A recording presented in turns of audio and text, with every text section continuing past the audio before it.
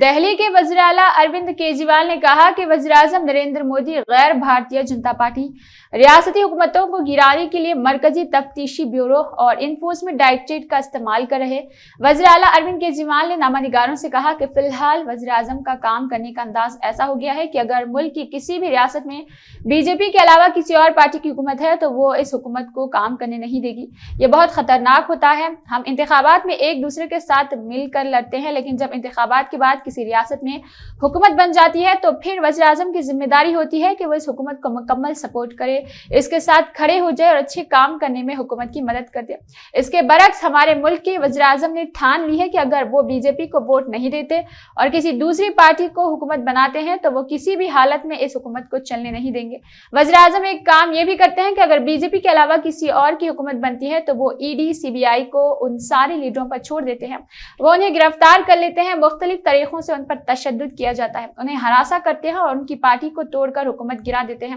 انہوں نے کہا کہ وزیر اعظم سی بی آئی ای ڈی کو چھوڑ کر لیڈروں کو ڈراتے ہیں اور اگر وہ لیڈر بی جے پی میں شامل ہو جاتے ہیں تو ان کے تمام کیس بند ہو جاتے ہیں۔ ہیمنت بسوا شرما پر پہلے سی بی آئی اور ای ڈی کے کئی کیس تھے، وہ شاردا اسکینڈل میں پھنسے ہوئے تھے اور بی جے پی میں شامل ہوتے ہی ان کے تمام معاملات ختم ہو گئے تھے۔ ہیمنت بسوا شرما پہلے یا تو بے قصور تھے یا وہ مجرم تھے، لیکن جو بھی تھے بی جے پی میں شامل ہو گئے تو ان کے سارے کیس ختم ہو گئے ہیں۔ اسی طرح کا معاملہ شبھیندر ادھیکاری، ملک رائے اور نارائن رائے کا تھا۔ ادھو ٹھاکرے کی پارٹی سے کئی ایم ایل اے کو توڑا گیا۔ کہا جاتا ہے کہ ان میں سے کئی M L A C B I اور ای ڈی کے مقدمات کا سامنا کر رہے تھے۔ جیسے ہی ان ارکان اسمبلی نے بی جے پی میں شمولیت اختیار کر لی، ان کے تمام معاملات کو سرد خانے میں ڈال دیا گیا ہے۔ اسی لیے سی بی آئی ای ڈی کا استعمال بدعنوانی کے خلاف نہیں بلکہ منتخب حکومتوں کو گرانے اور اپوزیشن جماعتوں کو توڑنے کے لیے کیا جاتا ہے۔ اس کے علاوہ بی جے پی میں شامل ہونے کی پیشکش انہوں نے کہا کہ سی بی آئی ای ڈی کے علاوہ گورنر کا استعمال کیا گیا ہے۔ تمل ناڈو کے وزیر اعلیٰ ایم کے اسٹالن سے بات کرتے ہوئے بعد میں معلوم ہوا کہ اسمبلی سے 20 سے زیادہ بل پاس ہو چکے